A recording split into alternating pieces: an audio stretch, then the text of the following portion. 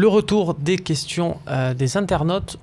On est quand même au 3e mercato. C'était bien de ressortir, c'est bien les nouveautés, mais c'est bien aussi de reprendre ce qui fait le succès du Phocéen. C'est vous, bien évidemment. Donc on enchaîne avec vos questions tout de suite. Tiens, Jimmy Mutel sur Facebook. Est-ce qu'au rythme où avance la direction au niveau transfert, ne risque-t-on pas de laisser passer les meilleurs joueurs? Alors on voit beaucoup ces questions. J'ai regardé le tableau officiel des signatures. Bon, à part Marsal à Lyon, Fetou, Mawassa à Rennes, il n'y a pas non plus grand monde qui a signé jusqu'à présent. L'OM a laissé échapper personne.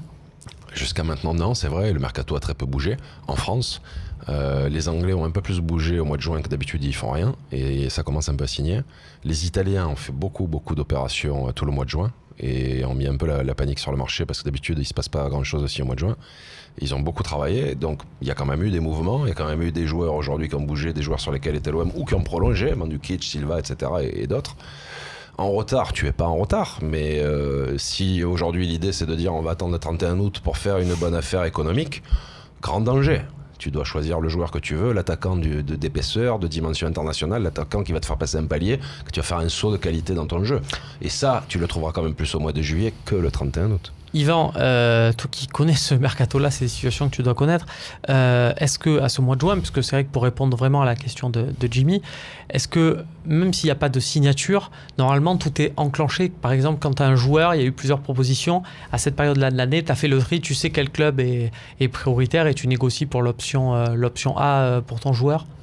Le club a dû faire comme tous les clubs, une liste avec 5 joueurs à chaque poste. Il y a le dossier numéro 1 et numéro 2. Tu essayes de faire le numéro 1. Il y a un moment où il a signé ailleurs, où il ne veut pas venir chez toi, tu passes au numéro 2. Je ne sais pas aujourd'hui où ils en sont de la liste de l'attaquant par rapport à ce qu'ils ont listé. Mais une chose est sûre, c'est que tu ne peux pas te permettre d'attendre trop longtemps. Et si tu veux faire une bonne saison et tu as l'UEFA, enfin l'Europa League, pardon, qui va arriver vite, ouais. Tu dois rentrer tes joueurs le plus rapidement possible pour que le coach il puisse travailler avec, les mettre en place et lancer la saison.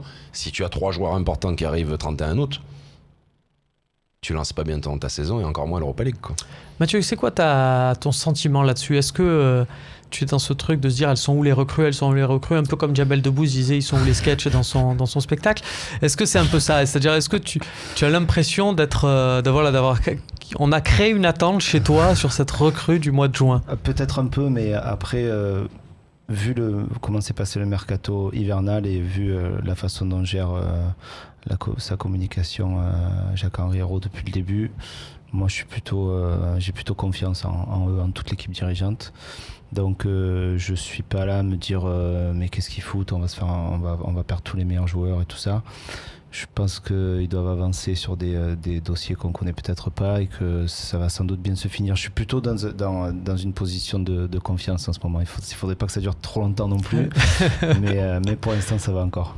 Et oui. Parce que surtout je vois que ça bouge pas trop non plus beaucoup autour de nous, donc et surtout sur des joueurs qu'on veut, par exemple comme on parlait de Bacca tout à l'heure. C'est sûr que si d'un coup on entend que Bacca signe à la Lazio ou à la Roma ou je sais pas où, on va avoir forcément un peu de déception, mais là pour l'instant j'ai pas l'impression que ça bouge beaucoup. Voilà, faut regarder Bacca tant que Bacca signe pas. Il y a 2 types de mercato.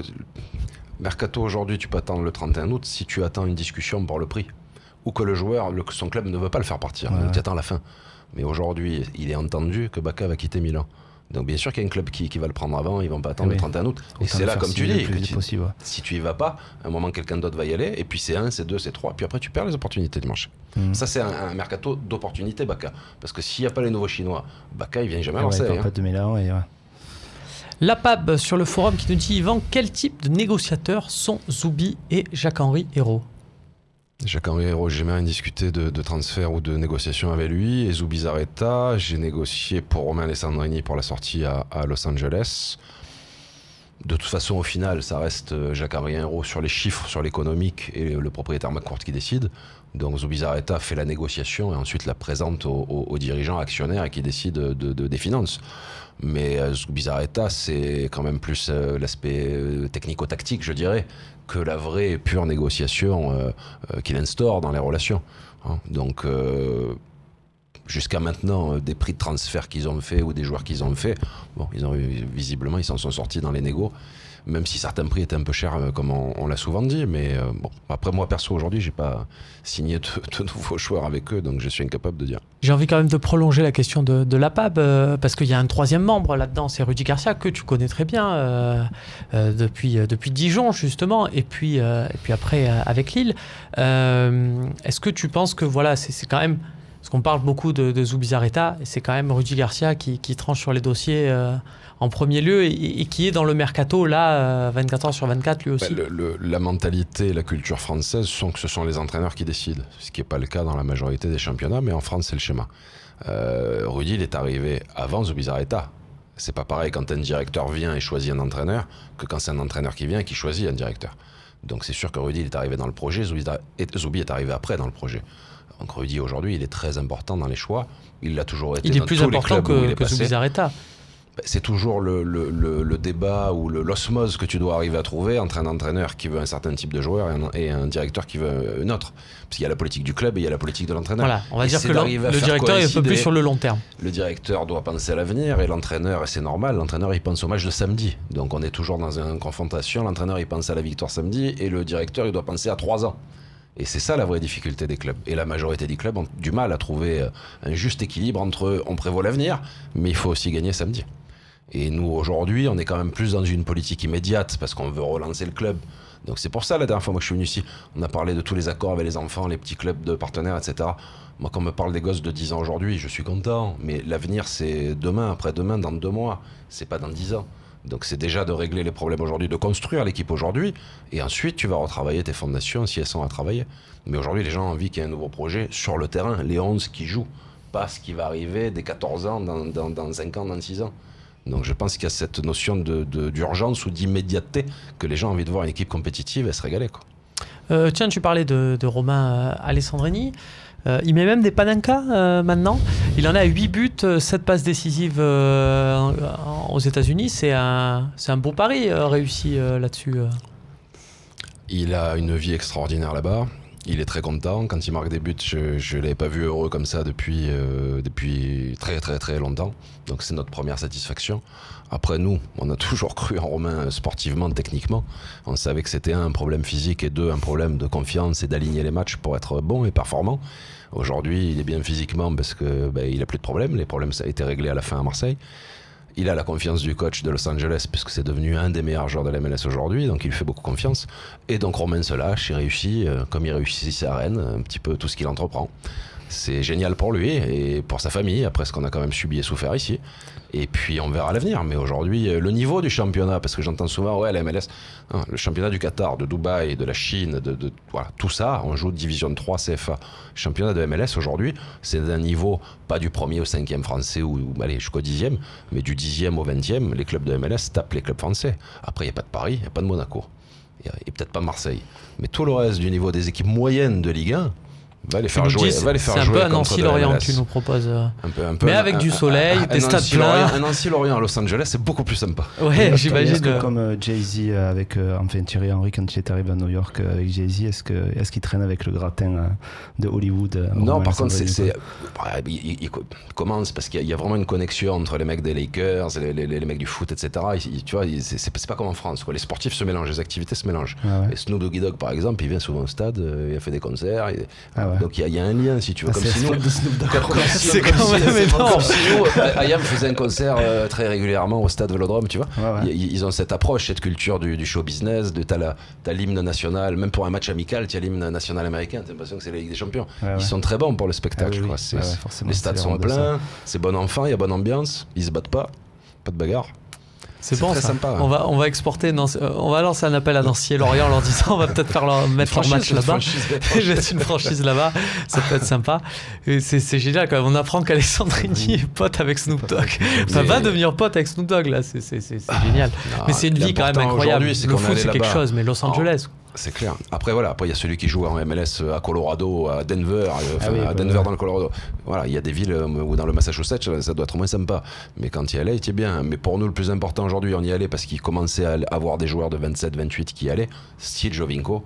Et aujourd'hui, Romain, il est en statistique au-dessus de Jovinko, qui a eu le titre de meilleur joueur de MLS les 2 dernières années, qui est retourné en sélection italienne il y a 1 an, etc. Donc, qui a son niveau. Si tu joues en MLS, que tu es capable de jouer avec la Squadra, enfin la nationale italienne, c'est qu'a priori, c'est pas niveau de CFA. Tu parles de sélection, tiens. Romain Alessandrini avait été appelé dans le groupe France, mais il n'avait pas joué. Non. Donc ça veut dire qu'il peut, par exemple, si les États-Unis veulent le... Je sais pas, je me fais un peu quelqu'un dans la tête. Les textes le permettent. Les textes le permettent. Bon, écoute, on va voir. On vient d'arriver. Ce serait génial quand même. Ce serait l'histoire de fois. Non, mais c'est dans ma tête. Je suis en train de me dire ça. Il n'est pas forcément bloqué là-dessus. Il peut faire la CAN, par exemple, avec le Cameroun. Comme ceux qui ont joué en France, l'équipe de France, et qui choisissent le Mali ou le Sénégal après, ils seraient susceptibles de choisir. Il peut jouer aussi au Mali ou au Sénégal, selon s'ils venaient le chercher. Et s'ils avaient pour ça, il faut avoir une nationalité et un passeport. Et ça laisse de l'avoir aux États-Unis en vivant là-bas avec sa famille et les enfants, etc. Après, il y a un moment, il donne le passeport malgré Trump, etc. Regarde quand même côté de l'arbre généalogique. Peut-être que le Mali, le Cameroun, on verra. Samuel DM sur Twitter, est-ce que l'OM doit se contenter de joueurs de second rang parce qu'ils ne jouent pas de titre majeur ou même pas attractif? On sait que la Ligue des Champions, ça revient souvent dans les conversations parce que l'Europa League, ça pèse quasiment pas pour les joueurs. Il n'y a pas un joueur qui se dit tiens, ouais, mais quand même, il joue l'Europa League, c'est Champions League ou rien, non, généralement? Est-ce qu'on peut se dire pour nous, je sais pas, est-ce qu'il vaut mieux essayer de gagner l'Europa League ou essayer d'être dans le dernier carré, ou est-ce que c'est de te dire je passerai pas les poules de Ligue des Champions? Le débat, il est là. En principe, il vaut mieux être avec les grands et pas être bon en Ligue des Champions, mais aller avec la Ligue des Champions. Mais peut-être que les gens aujourd'hui ont envie de faire un parcours en UEFA comme on avait fait, qui était sympa aussi. Oui, parce que c'est vrai qu'on rappelle, la dernière fois qu'on était allé en Ligue des Champions, c'était 6 défaites. C'était ridicule. Au final, ça ne sert pas à grand-chose. Non, mais on en voit certains des clubs qui y sont. Mais c'est bien sa question, parce que hier, j'ai regardé PSV Eindhoven qui a signé un joueur en Amérique du Sud que je connais, qu'on regardait, qui a payé 15 millions de joueurs, un talent mexicain, un Giovanni Dos Santos. Et la stratégie du PSV qu'a fait Ronaldo à l'époque, etc., c'est pour moi la stratégie qu'on doit avoir aujourd'hui à Marseille. C'est-à-dire, c'est pas des clubs qui ont plus d'argent que nous, même beaucoup moins. Ce PSV aujourd'hui, c'est quoi? C'est 100 millions, ils ont même pas la moitié du budget. Et ils sont capables d'aller chercher des dossiers comme ça, où ils vont prendre un super talent, une super pépite, le faire jouer 1 an ou 2 en championnat hollandais qui est plus facile que nous. Il va mettre 25 buts comme Dempsey là, de Lyon, et puis il va repartir derrière. Et la politique d'un club comme PSV, comme Feyenoord, ils ont une très bonne politique, les Hollandais. Ils n'ont pas d'argent, ils prennent les meilleurs joueurs du championnat, ensuite ils vont chercher des talents à l'étranger, ils arrivent à revendre un petit peu des joueurs pour équilibrer, et ils ont quand même des résultats, que tu le veuilles ou non, que ce soit Alkmaar, que ce soit PSV, tu les vois quand même toujours régulièrement bien figurés dans les compétitions. Même et ils ont une stratégie. Dempsey, c'est deux pailles. Pardon. Mais ça se ressemble aussi en termes de niveau. Est-ce que toi, tu regardes aussi, Mathieu, sur le recrutement? Il y a des joueurs, tu sais très bien que sans Champions League, tu les feras jamais venir à l'Olympique de Marseille. Ouais, forcément, il y a des joueurs. Bref, tu te dis toujours que c'est un peu un rêve, parce que après, quand tu vois il y a d'autres clubs qui jouent la Champions League qui sont sur les rangs. Nous, on fait pas le poids, mais il y a quand même. Moi, j'ai toujours l'impression qu'il y a quand même un truc un peu plus attractif avec l'OM, ne serait-ce que par rapport à l'histoire du club, au stade et tout ça, mais. Je suis peut-être un doux rêveur par rapport à ça. Parce que nous on est d'ici, donc on sait. D'ici, mais tu vois, regarde Arsenal, il joue pas la Champions League. Je crois qu'il joue pas la Champions League l'année prochaine, non? Pour la première fois, ouais. Depuis 17 ans. Donc je pense que ça va pas les empêcher de. Ils n'ont pas les mêmes finances que nous, mais ça va pas les empêcher d'attirer des bons joueurs aussi. Donc pourquoi pas. Mais c'est vrai que tant qu'on joue pas la Ligue des Champions, on aura un certain calibre de joueurs qui nous sera réservé, je pense. Question sur le forum de Requiem avec ce mercato, où en est la nouvelle formule de campagne d'abonnement? Un premier rendez-vous raté niveau com. Alors je rappelle, la campagne d'abonnement se déroule tout le mois de juin pour les virages et uniquement sur le mois de juin. C'est-à-dire que derrière, si on ne s'abonne pas, les virages resteront vides, on n'aura pas la possibilité de s'abonner derrière. Est-ce que c'est un raté niveau communication ou pas, parce qu'il n'y a pas eu de ces fameuses signatures? Moi, j'ai envie de dire... attention aussi, parce que si on compte sur des recrues pour signer, on veut pour voir des abonnements, quel abonné on va avoir, des spectateurs. Acheter des places au virage ou pas? Non, c'est réservé aux abonnés. Les virages sont réservés aux abonnés et à ceux qui s'abonnent au mois de juin. à la fin du mois de juin si Voilà. Les chiffres ne sont pas, évidemment, les chiffres ne sont pas communiqués ni par l'OM ni par les groupes de supporters, puisqu'il y a l'ambition d'en faire le plus possible, donc on garde un peu ça sous pression. Mais est-ce que, voilà, c'est toujours ce qu'on dit en tant que supporter. On supporte un club, on ne supporte pas un club parce qu'ils ont signé un joueur ou un autre. Donc c'est bien d'avoir cet esprit-là et de le différencier des signatures, non ? C'est très surprenant. Après, bien sûr, moi j'ai travaillé au club quand il y avait la campagne d'abonnement. Quand tu recrutes 3 joueurs, tu fais plus d'abonnés que si tu en recrutes pas, c'est sûr. Mais le lier complètement à ça, ouais, c'est un peu surprenant. Et surtout si au 30 juin, ça met la pression pour rien, quoi. Ouais. C'est ça, le mercato finit au 31 août et pas au 30 juin. Il faut laisser les abonnements jusqu'à ce moment-là, ouais, sans doute. Ben, on verra en termes de chiffres, en tout cas si c'est un raté ou pas, on verra sur le rendu aussi sur l'année, pour répondre à la question de Requiem Aubin-Lacroix, sachant que Koscielny est trop cher, Rami n'est-il pas la recrue idéale en charnière centrale ? Bon, Koscielny, on peut le dire, c'est pas vraiment dans les plans de l'Olympique de Marseille. Quand on annonce Koscielny à l'OM, c'est plus pour faire, on l'a dit dans un précédent mercato, c'est plus pour alerter les clubs éventuellement intéressés que Koscielny est sur le marché, plus que pour vraiment le voir signer à l'Olympique de Marseille pour 35 millions. Rami, on n'est pas à 35 millions, on est à beaucoup moins. Est-ce que ça vous plaît, Adil Rami, l'Olympique de Marseille, on parle de 6-7, ouais. Ouais, Rami. Est-ce que, alors attends, deuxième question, est-ce que c'est plus le personnage que le joueur qui plaît ? Parce que il est super sympathique. Il a un truc, mais non. Il a quelque chose quand même. Non, à son poste, à lui ou Zouma ou Abdenour aussi. Toi, tu veux de la puissance. Moi, je veux quelqu'un qui fait mal. Parce que je me rappelle de la saison Diawara Mbia et je pense que le titre, on l'a construit en grande partie grâce à eux. Bon, il y avait aussi Lucho et tout, mais je pense que c'est comme ça qu'on arrive à faire un bon championnat et c'est par là qu'il faut partir. Et Rami, je pense que ça serait une bonne recrue. Il va en même constat. Toi, tu aimes les mecs qui font mal un peu derrière. Bah oui, tu représentes les Manga. J'aime bien qu'ils aient des pieds aussi pour sortir les ballons parce que si tu as 2 défenseurs centraux qui sont de barbares mais qui ont du mal à sortir la balle, non, mais ou alors il faut un super 6 devant. Mais tu fais bien de dire ça parce que justement c'est vrai que c'est un peu le problème de la défense de la charnière de l'Olympique de Marseille, là où ça fait très mal pour Orlando et pour Fanny, c'est sur la relance. Sur sortie de balle. Est-ce que Rami c'est nettement supérieur ? Tu vas pas progresser beaucoup, je pense, en relance. Après, le risque de prendre un joueur comme lui est quand même limité. Il est passé par des gros clubs, il a à peu près fonctionné de partout, il a été en sélection, ou il y a encore même. Bon, voilà, tu sais ce que tu prends. Voilà. Le niveau maximum qui est là, le niveau minimum qui est là, il va pas faire des choses extraordinaires. Tu sais qu'il va pas te prendre de but tout seul contre son camp, a priori non plus.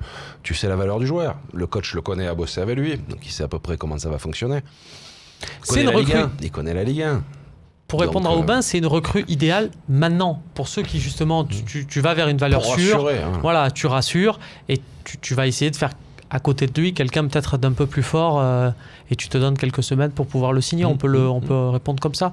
Et voilà, on peut répondre comme ça à la question d'Aubin-Lacroix. Est-ce qu'il reste des questions ? Je pense que oui. Tiens, une question de H-Greg. Ça fait plaisir de retrouver H-Greg qui envoie beaucoup de questions. À 4 jours de la reprise, est-ce inquiétant de ne pas avoir de recrue officielle pour la prépa ? Ce n'était pas prévu. Généralement, tu signes des gros joueurs, donc tu aspires à signer des gros joueurs, donc des internationaux, donc des joueurs qui, quoi qu'il arrive, ne sont pas là pour la prépa parce qu'ils sont en vacances ou ils ont fini plus tard avec les matchs internationaux. On peut répondre comme ça ? Oui, mais d'une manière générale, que ce soit les supporters, les dirigeants ou les entraîneurs, tout le monde aime bien à la reprise avoir quand même 2-3 joueurs qui sont arrivés pour donner un peu l'élan, pour lancer la saison, pour apporter un peu d'air frais, de sang frais. Et effectivement, il n'y aura pas de nouveaux joueurs. Il y aura Lucas Ocampos qui revient. On l'a oublié aussi. On l'a oublié. Voilà, le retour. C'est vrai. Lucas Ocampos et peut-être Majou. Sa femme qui viendra peut-être le voir et là niveau vent de fraîcheur je vous dis que vous serez servi. Imitatia Ochoa, véritable piste ou simple rumeur en bois? J'ai l'impression que ça ressemble quand même la rumeur en bois. Donc Guillermo Ochoa, on en parlait dans les médias, je crois que c'était Fox Sports qui en a parlé, donc voilà, peut-être Fox, c'est pas les champions d'information, mais c'est pas du niveau de Rami, mais je veux dire, c'est un petit peu la même chose. Il a joué en Ligue 1, il connaît le championnat, il a fait des très belles choses ici. Alors après, qu'est-ce qu'il a fait la saison dernière, les 2 dernières saisons? Mais le risque paraît limité, ou en tout cas, c'est moins limité que d'aller chercher un autre goal en Amérique du Sud. Oui, mais est-ce que Ochoa, c'est mieux que Yohan Pelé, Mathieu? Bonne question. Ouais, très bonne question. Je sais pas. Moi, j'aime bien Pelé quand même. Il a fait quelques bourdes cette année, mais c'est quand même un très bon gardien. Si c'est pour recruter autre choix, autant pas recruter, peut non aussi faire passer le message qu'ils regardent d'autres gardiens, puisque visiblement, ils ont du mal à boucler avec Cristal. C'est peut-être ça arrange. C'est vrai que ça fait peut-être les affaires de l'OM. Une dernière question, peut-être.